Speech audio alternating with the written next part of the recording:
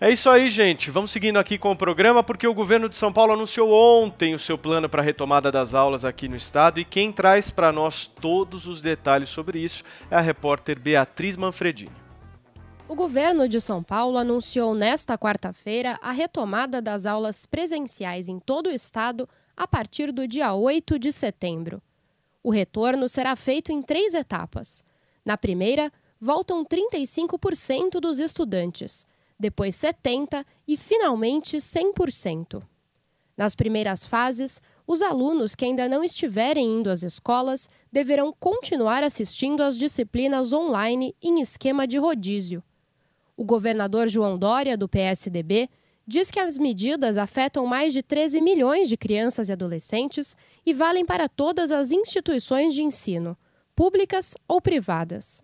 Incluindo aqui, nas decisões de hoje, da creche à universidade, rede pública estadual, rede pública municipal e, igualmente, as escolas particulares de ensino. De acordo com o secretário de Educação, a ideia é que essa retomada seja feita em conjunto, com todo o estado na fase 3 amarela do plano de flexibilização.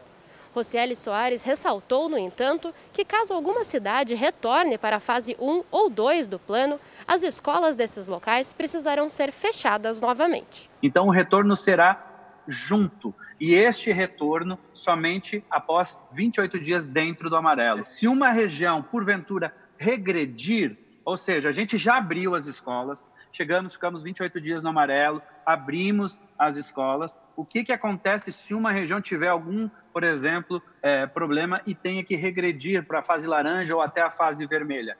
Aí nós vamos tratar a exceção ali naquela região, mantendo o estado aberto. O secretário, que se recupera da Covid-19, ressaltou que a retomada depende de que todo o estado esteja na fase amarela do Plano São Paulo por 4 semanas seguidas. Além disso, as escolas deverão seguir protocolos, como preservar o espaço de 1,5 m entre os estudantes e fazer revezamentos nos horários de intervalo, entrada e saída.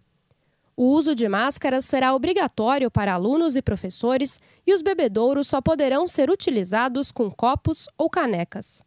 O governo ainda não decidiu quando o ano letivo de 2020 será encerrado. O secretário Rocieli Soares cogita ainda a implantação de um 4º ano opcional.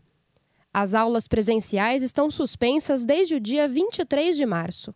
Um decreto com as medidas de reabertura será publicado pelo governo de São Paulo em 2 de julho. Muito bem, Paulinha, queria conversar contigo. Você é mãe de 2 crianças, né, Paula? Quantos anos têm os seus filhos? Sim, 6 e 8. 6 e 8. Eu sou pai de Sim. uma que vai completar agora dia 30, 1 aninho. Eu estou vivendo uma situação diferente da Paula, porque eu deveria colocar já a minha filha em escola, né? Só que eu e a minha esposa, Paula, nós estamos revendo. Eu acho que esse ano a gente nem vai colocar a Helena numa escola, porque acho que não faz o menor sentido, né? Qual que é a tua preocupação com a volta das aulas com seus filhos, Paula? Tem muita preocupação. Eu acho legal ter um projeto detalhado, porque é bastante detalhado, né? Essa questão, por exemplo, do uso de máscara. É muito complicado para a criança, né? Os meus filhos, eles tentam usar, mas você vê que ali estão amplamente incomodados e a gente usa para acessar aqui algumas áreas sociais do prédio, porque, enfim, a determinação do condomínio, e você vê que eles não gostam. Eu fico imaginando usando isso o dia inteiro.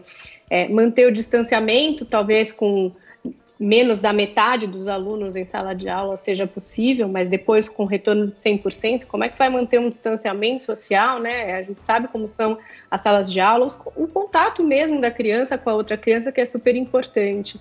Eu estou muito dividida a respeito dessa história, e não é só por uma questão do regresso em si, mas é até pelo psicológico das crianças, né? Porque eles estão numa expectativa muito grande de voltar, e aí se volta, e depois se tem um caso, vai fechar de novo, aí manda as crianças de volta para casa. É muito confuso para eles entender o que está acontecendo, e talvez essa nossa insegurança também reflita sobre eles. Mas, por um lado, é esperançoso você imaginar que vai ter uma volta. É muito ruim ficar nessa situação de imaginar que não vai ter jeito, que até ter uma vacina não tem como. E eu acho que, mesmo com as medidas de segurança, é muito difícil de delimitar isso para a criança. Essa é a impressão que eu tenho. E também essa questão de surgir ali no núcleo familiar alguém detectado com Covid, o que é que se faz? Vai se fechar a classe, as pessoas vão ter que não ir mais, né? E tudo isso é muito confuso. Então eu fico insegura, para dizer a verdade. A gente gravou um manual do filho com o psicólogo Thiago Tamburini, que é especializado em criança e adolescente, e ele falou que alguns pais estão decidindo por não levar. Você falou em não colocar sua filha na escola. Tem muita gente com filho no infantil que ainda não está alfabetizando e que tirou o filho da escola. Inclusive, muitas escolas que só têm infantil acabaram fechando aqui em São Paulo, porque não conseguiram mais pagar os seus funcionários, porque os pais resolveram simplesmente acabar com o ano, né? No sentido de escola, não vai ter mais, então vamos tirar, não pagamos mais a mensalidade, essas escolas estão sofrendo muito. Eu acho que é uma coisa muito delicada e que cada família vai decidir, e a escola, no sentido, não sei se da escola pública, mas na particular pelo menos, vai ser muito pressionada a manter as aulas virtuais. Porque e se uma família decidir que não se sente seguro bastante para mandar o seu filho na escola? Como é que eles vão resolver isso? Exatamente. E tem toda uma questão que afeta diretamente, né, Paula, a formação, né? No caso, por exemplo, a minha filha, que vai completar 1 ano agora, eu tenho certeza que a formação dela está sendo prejudicada na medida que falta esse tipo de apoio pedagógico, da presença de uma creche, de uma escola, né?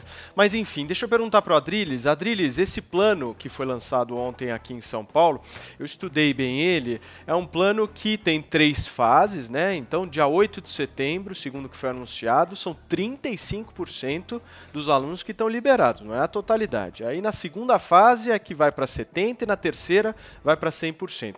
Mas uma coisa me chamou a atenção nesse plano, a obrigatoriedade do Estado estar na fase amarela por 28 dias consecutivos, principalmente no mês de agosto. Ou seja, o que traduz isso, Adriles? Não está certo dia 8 de setembro, não. Foi lançada uma data, mas isso não quer dizer que realmente aconteça, né? Você que estudou esse plano, você poderia me explicar essa lógica meio difusa do governo, né? Porque eles abrem shoppings, vão abrir bares e restaurantes, a gente não está numa fase boa, não precisa nem ser estudioso para perceber isso. Não abriram parques e vão deixar as escolas relegadas a 8 de setembro.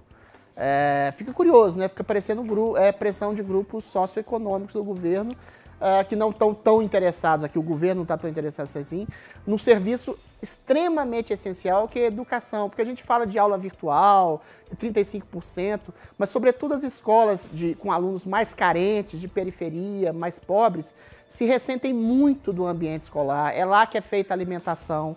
Grande parte desses alunos provavelmente não vão voltar. Hoje eu estava vendo uma matéria do Estadão de São Paulo que mais da metade dos alunos parece que vai recorrer em evasão escolar. Esses alunos que são mais pobres, mais carentes, ficam à mercê de grupos de crime organizado, ficam à mercê de eventual violência doméstica, de má situação doméstica com os pais desempregados. Ou seja, a escola presencial ela é fundamental para a formação do aluno mais carente. E esse déficit, né, esse tempo espaçado de não aprendizado, só realicerça, só aprofunda as desigualdades sociais. Eu acho que a escola, nesse sentido, é um serviço essencial, tão essencial quanto saúde e comércio de alimentos, né? Então, eu acho temerário esperar até 8 de setembro. Eu acho que a vida tem um quê de risco calculado. Realmente é muito complicado essa volta à escola. É muito complicado uma criança manter um distanciamento de 1,5 metro da outra ou usar máscara. Eu acho que a gente vai ter que repensar a questão do isolamento, sobretudo o isolamento de grupos mais vulneráveis, né? É claro que vai ser precário esse tipo de isolamento, de distanciamento social dessas crianças. As crianças, é bom lembrar, não são um grupo de risco da Covid, mas elas vão ter que ficar distanciadas, sobretudo de idosos, seus avós.